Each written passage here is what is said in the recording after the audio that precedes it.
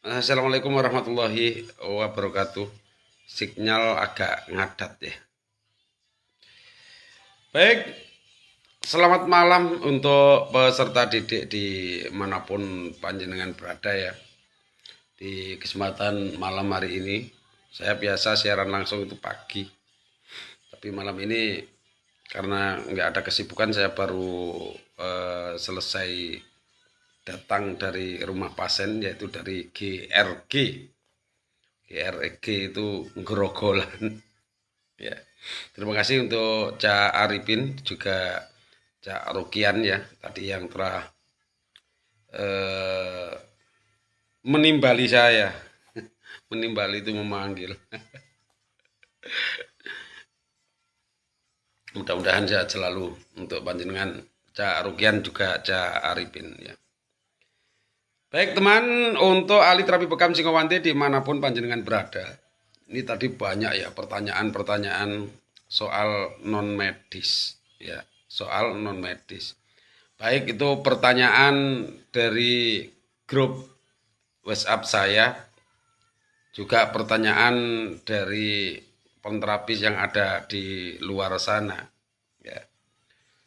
Untuk masalah non medis, memang itu ya yang namanya penyakit itu ada medis, ada non medis. Ada yang percaya, ada yang tidak. Jadi percaya nggak percaya, yang namanya menjadi ahli terapi bekam itu bukan setakat bisa membekam terus pasiennya itu sembuh, bukan setakat itu ya. Jadi kita harus tahu dan harus memahami non medis. Andai kata panjenengan tidak tahu dan tidak bisa memahami non medis, Anda harus meminta arahan dari pembimbing atau guru panjenengan. Nah, yang dari pertanyaan dari luar, bukan peserta didik saya tidak bisa mengajarkan bagaimana cara mengatasi non medis kepada panjenengan. Nah, itu masalah spiritual itu nggak bisa dijelaskan dan tidak semua orang itu terus percaya atau paham dengan spiritual. Lah, ini nanti timbul kontroversi ya. Anda tanyakan kepada pengajar panjenengan ya. Anda tanyakan, andai kata ketemu non medis solusinya gimana, itu ditanyakan ke sana. Jadi kalau orang mengajar bekam itu sih banyak sekali ya orang mengajar bekam, mengajar ngekop,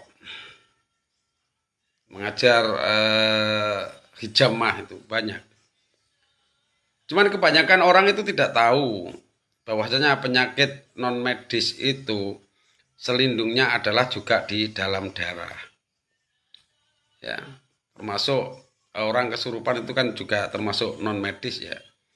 Dan itu dialami peserta didik saya dari Aceh itu, Mas Guntur, yang selalu tiap hari mendapatkan pasien non medis. Padahal Mas Guntur selama ini dari kecil sampai sarjana itu dididik dengan ilmu-ilmu logika. Sehingga tidak menyadari ketika masuk di bekam, masuk di grup saya, Mas Guntur ini selalu terbentur oleh non medis. Lah, peserta-peserta seperti ini yang perlu mendapatkan pendampingan yang secara khusus dari gurunya. Kalau tidak akan membahayakan diri sendiri. Nah, bagi peserta didik yang ada di grup Singowante itu selalu sudah saya bekali ya. Sudah saya bekali dengan non medisnya. Bahkan ada yang tidak percaya terus keluar dari Singowante, ya monggo silahkan, itu hak panjenengan. Saya ada satu cerita ya, dan ini adalah bukti nyata di salah satu kota Krian Sidoarjo sana, ada penterapis bekam itu dokter. Ya, insya Allah saya juga kenal karena saya sering ke sana, juga tahu tempatnya. Buka hanya 3 bulan, bikin klinik hanya 3 bulan. Karena dokter ini tidak paham dan tidak percaya dengan adanya non medis. Nah, setelah buka ternyata yang ditangani pasiennya ada non medisnya, kemudian ada benturan lah di situ, akhirnya tutup. Dan banyak sekali itu ya. Kalau saya lagi jalan terus ada tulisan klinik bekam yang tadinya rame, terus kemudian tutup, saya tanyakan kenapa, orangnya gini gini gini. Ya itulah karena apa? Karena yang dikeluarkan itu adalah darah, dan darah itu tempat berselindungnya non medis juga, apalagi darah yang kotor, dan beliau tidak mengenali, makanya mengenai kepada diri beliau dan akhirnya memilih tutup ya. Jadi non medis itu sebetulnya ada tanda-tandanya, itu ada, tapi saya kupas lebih lanjut di dalam grup WA. Kalau di sini nanti orang juga kontroversi ya. Kontroversi karena tanda-tanda itu hanya berdasar dari pengalaman saya. Dan 99% apa yang saya katakan dengan tanda-tanda itu adalah pas dengan kejadian non medis itu.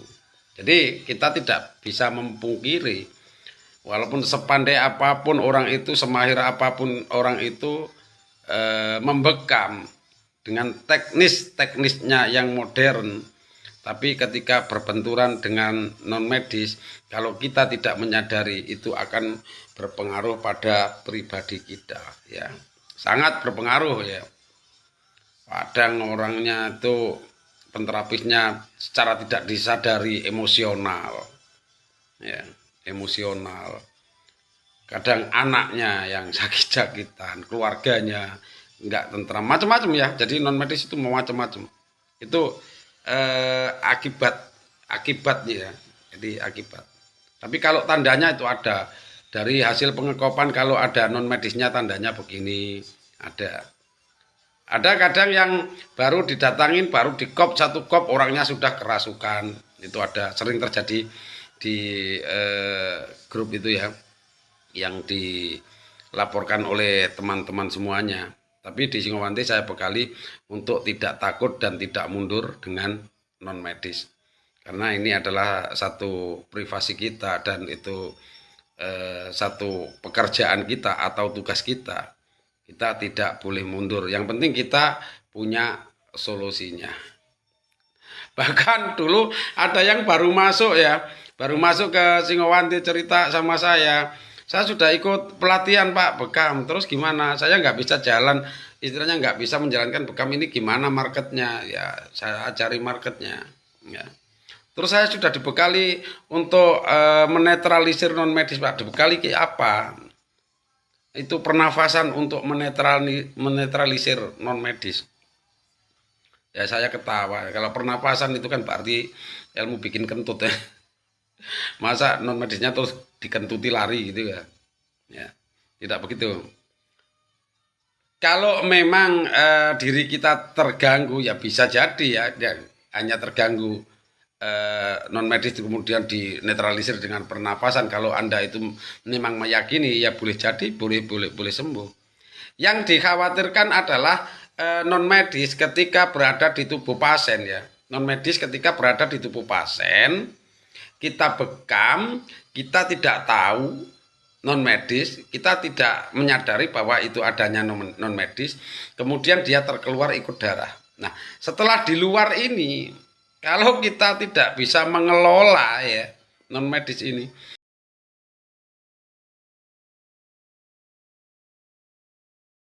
itu pasti akan menyerang kita sedikit demi sedikit, itu nanti akan berpengaruh. Kalau tidak percaya ya silahkan coba saja jadi penterapis ya, mengandalkan ilmu teori saja, ya lama kelamaan nanti akan Anda rasakan.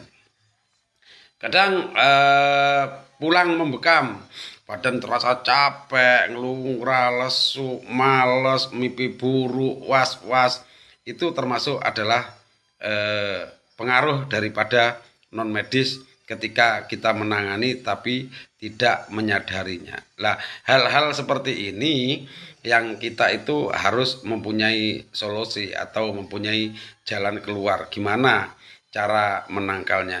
Dan ini saya hanya mengajarkan secara intern ya, intern, karena saya menyadari tidak semuanya orang itu percaya dengan non medis.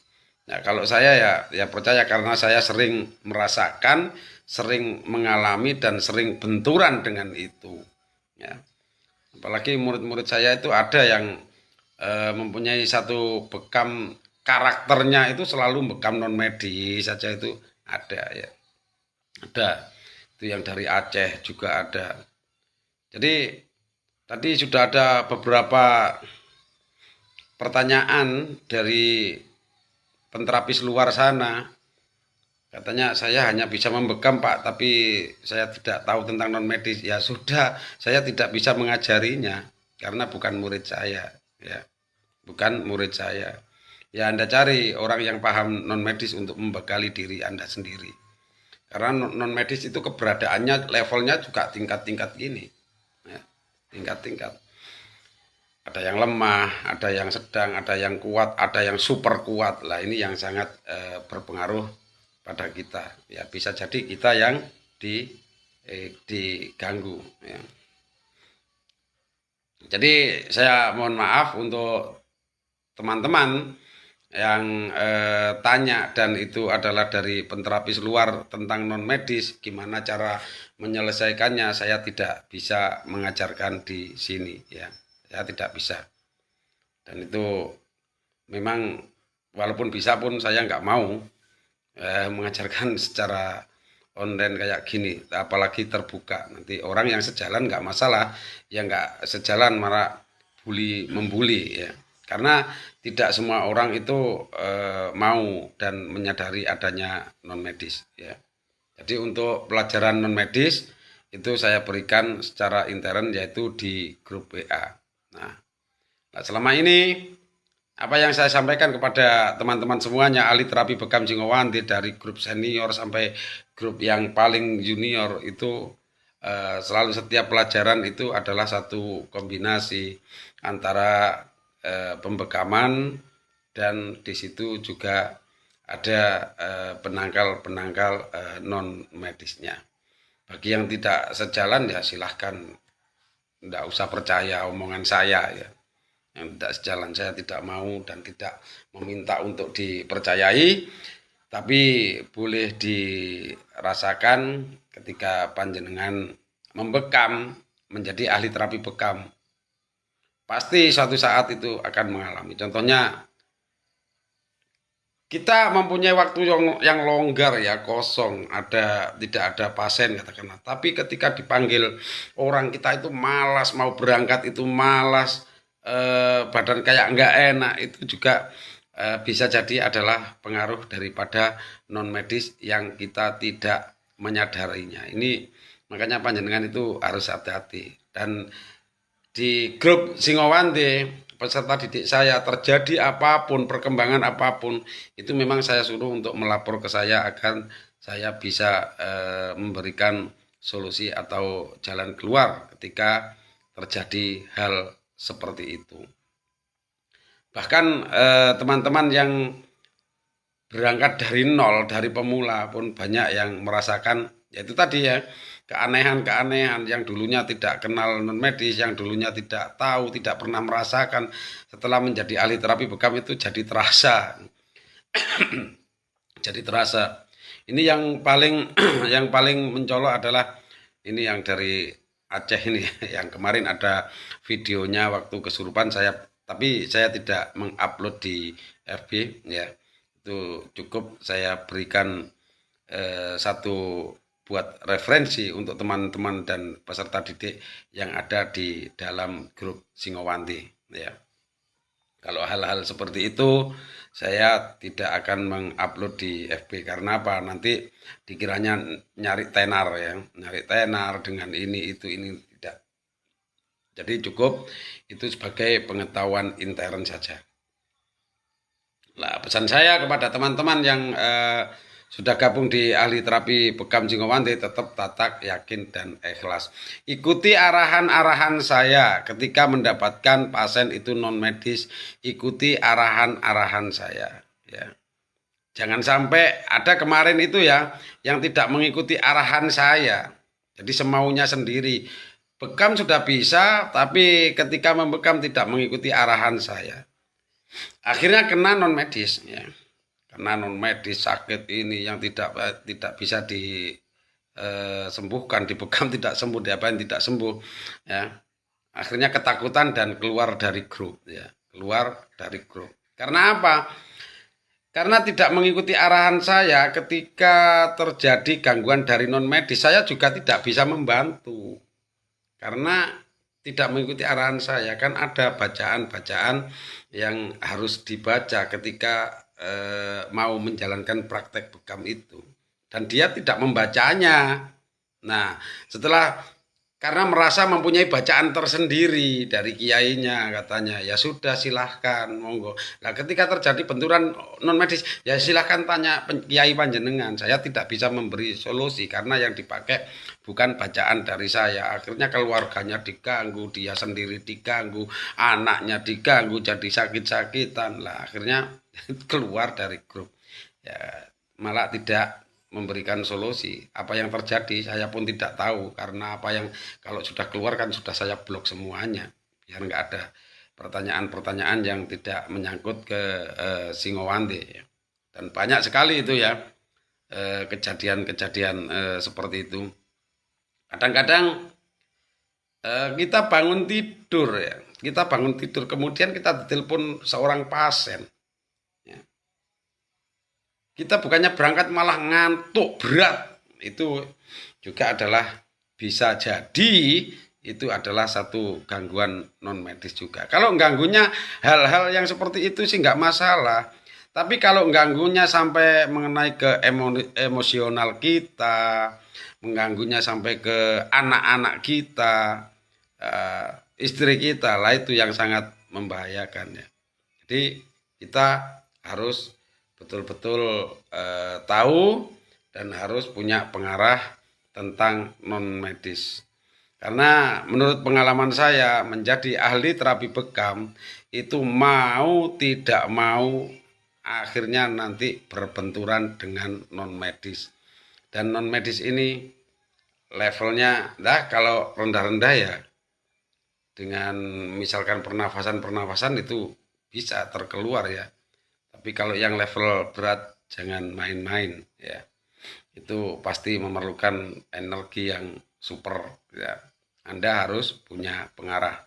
Demikian ya yang perlu saya sampaikan kepada panjenengan semuanya. Jadi ahli terapi bekam itu bukan setakat hafal titik, tahu titik, sterilisasi, terus bagus prakteknya, bagus instrumennya, bukan setakat itu.